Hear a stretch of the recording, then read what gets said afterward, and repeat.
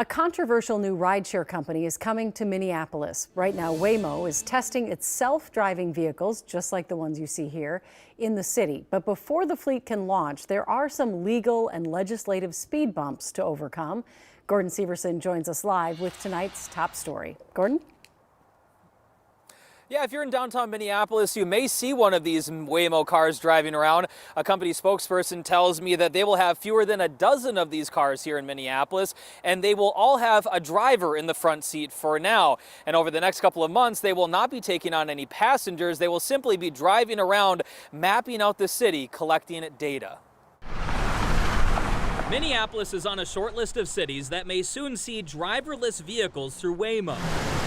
But unlike the 5 cities that already have driverless cars, San Francisco, LA, Atlanta, Phoenix, and Austin, Texas, where Waymo provided this video, Minneapolis is a cold weather city. Minnesota presents challenges with winter weather, and we're really excited to tackle some of those challenges. Waymo technical program manager Jake Treader says the company has performed testing in cold weather cities, but they're curious to see how the technology holds up in a densely packed city like Minneapolis. We follow a very rigorous safety framework, and we only roll out to completely driverless service when we've deemed it ready to do so. The first step in all of this is to gather the data. Mike Hansen is Minnesota's traffic safety director, and he is open-minded when it comes to driverless vehicles on Minnesota roads. When I look at crash data, over 90% of motor vehicle crashes are the result of human error or human bad choice. Hansen says an autonomous vehicle task force is now meeting several times a year, but he feels a lot of testing and debate still needs to happen within the cities and the state capital. Number one is safety.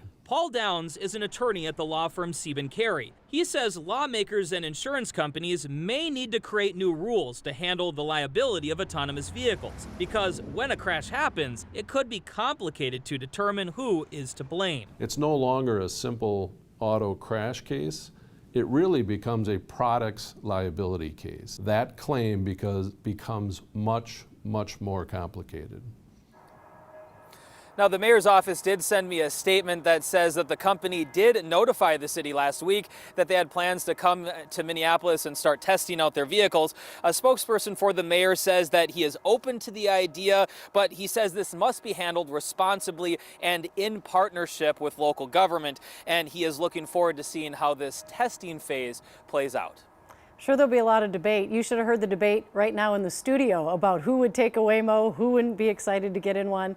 Are there any laws on the books right now about autonomous vehicles here?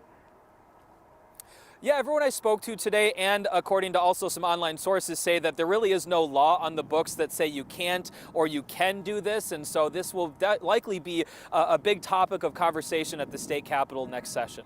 It's fascinating. All right. Thank you, Gordon.